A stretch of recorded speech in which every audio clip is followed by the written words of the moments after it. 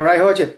After I did the video about hiding a dashboard view item, I got a student questions about how does this example work. Basically, this is how to implement dependent views in a dashboard view. Mhm. So we can basically it's this. We can click one and the other one was filtered. We can click one and the other one was filtered, and you can have several one of them. I remember that when Blazor started, there was not still master detail view, list view, master Implementation. detail view.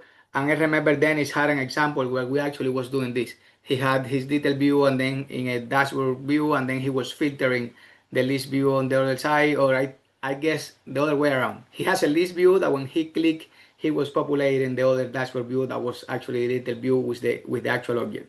So basically,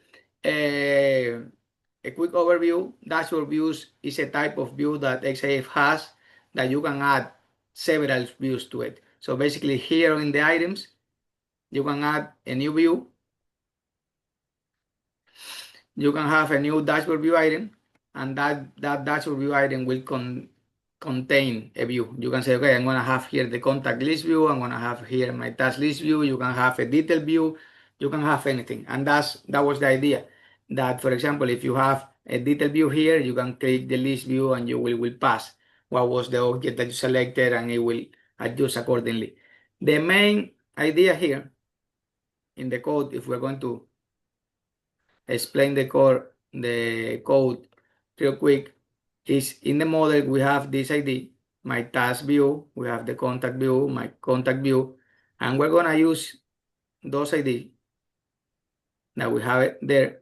So when the controller gets activated for that dashboard view that we created, we're gonna let's get the one activated. We're gonna say view find item, and we're gonna pass the ID identifier, and we're gonna have this source item. This will be or target item, that's a variable, any name that you want. Basically, this will be the contacts, and this will be the task.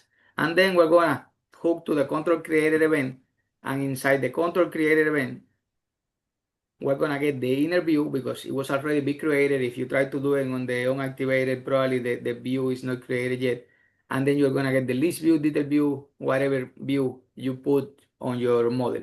And from there is regular filtering as we have always done, collection source, criteria, and so on. So basically here, we're gonna select from our master list view, that is the contact, what are the selected objects, and then we're gonna build a criteria that actually go to the task object and in the assigned to find those contacts.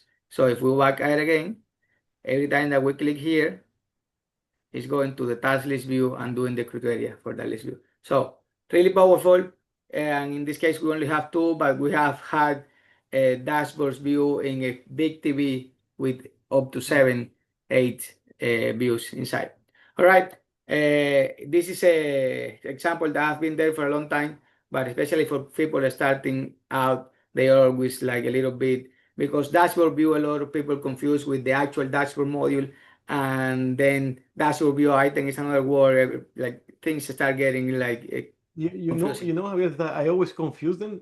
I was double checking the documentation as you were speaking because in my mind they were the same, but no. One is just used to put views like one beside of the other.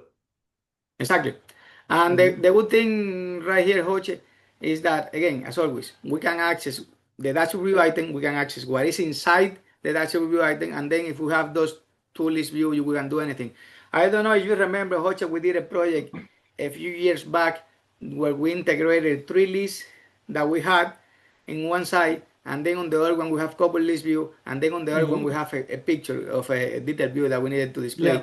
So we were actually, every time that someone clicked here, we were sending data over there, filtering, doing things, and all the way back. So really interesting, give you a lot of possibility to do some crazy stuff, but again, really powerful. All right, guys, see you in the next video.